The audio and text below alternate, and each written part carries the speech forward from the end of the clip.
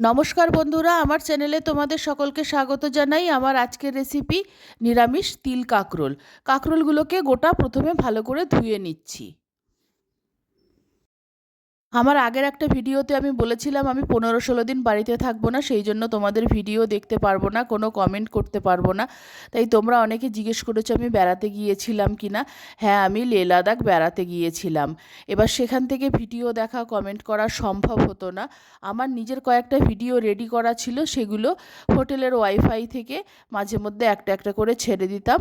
সেটা করতে পেরেছি, কিন্তু ভিডিও কারোর দেখতে পারিনি। কিন্তু তোমরা আমার সব ভিডিও দেখেছো, তার জন্য তোমাদেরকে অনেক ধন্যবাদ। আমি বাড়িতে কাজ করতে করতে তোমাদের সকলের ভিডিও দেখি, কিন্তু রোজ সব ভিডিও দেখা সম্ভব হয় না। ঘুরিয়ে ফিরিয়ে সকলের ভিডিও দেখি, কিন্তু আমি যে ভিডিওই দেখি কখনোই লাইক ছাড়া আমি ভিডিও দেখি না। আমি সঙ্গে সঙ্গে লাইক করে দিই। কমেন্ট করতে না পারলেও হয়তো লাইকটা করে দেওয়ার পরেই আমি ভিডিওটা দেখি। তোমরাও আমার ভিডিও দেখো, লাইক করো, তার জন্য তোমাদের অনেক ধন্যবাদ। 2 চামচ বেসন, 1 চামচ কর্নফ্লাওয়ার, অল্প কালো জিরে, আন্দাজ মতো নুন, হলুদ আর লঙ্কার গুঁড়ো দিয়ে কাঁকরোলটাকে খুব ভালো মতো মেখে নেব। কর্নফ্লাওয়ার আর বেসনটা যাতে প্রত্যেকটা কাঁকরোলের গায়ে ভালো মতো লাগে সেটা খেয়াল রাখতে হবে। আর মাখার সময় একটু শুকনো মনে হলে একটু জল ছিটা দিয়ে মেখে নিতে পারো, যাতে মাখাটা ভালো হয়। কড়াইতে অল্প সাদা তেল গরম করে কাঁকরোলগুলোকে আমি ভেজে নেব। প্রত্যেকটা কাঁকরোলই এপিট ওপিট করে ভালো করে ভেজে নেব। কাঁকরোলগুলোর একটা দিক ভাজা হয়ে গেছে, আমি উল্টিয়ে দিচ্ছি। এইভাবে কাঁকরোল ভাজা করে তোমরা ডালের সঙ্গেও ভাত দিয়ে খেতে পারো, বা শুধুও ভাত দিয়ে এইভাবে কাঁকরোল ভাজা খেতে পারো, খুবই ভালো লাগবে। আর আমি আজকে তরকারি রান্না করব। মশলাটা তৈরি করে নিচ্ছি। আমি 3 চামচ নিয়েছি সাদা তিল, আর 2 চামচ শুকনো নারকেল গুঁড়ো নিয়েছি। আর লঙ্কাটা আমি আমার অনুযায়ী নিয়েছি, তোমরা তোমাদের পছন্দ অনুযায়ী নেবে। জল দিয়ে বেটে নিচ্ছি। মশলাটা হয়ে গেছে। কড়াইতে অল্প আর একটু তেল দিয়ে 1 চামচ কালো জিরে ফোড়ন দিলাম।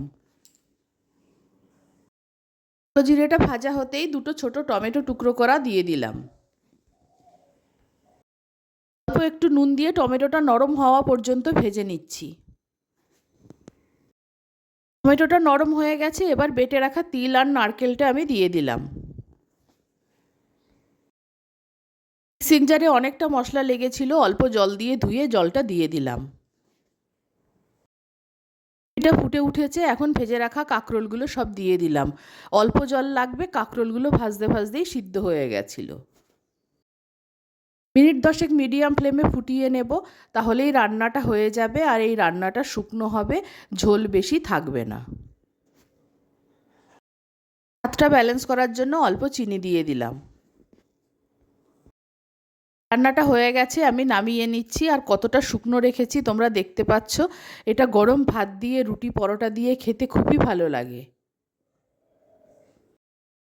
গরম ভাতের সঙ্গে পরিবেশন করার জন্য সাদা তিল দিয়ে কাঁকরোলের রেসিপিটি তৈরি হয়ে গেছে।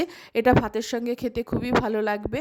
আমার এই রেসিপি ভালো লাগলে আমার চ্যানেলকে সাবস্ক্রাইব করার, লাইক করার, শেয়ার করার অনুরোধ রইল। আর আমার নতুন পুরনো সকল বন্ধুদের আন্তরিক ধন্যবাদ ও ভালোবাসা জানিয়ে আমি আমার ভিডিও শেষ করছি। সকলকে অনেক অনেক ধন্যবাদ ও ভালোবাসা রইল।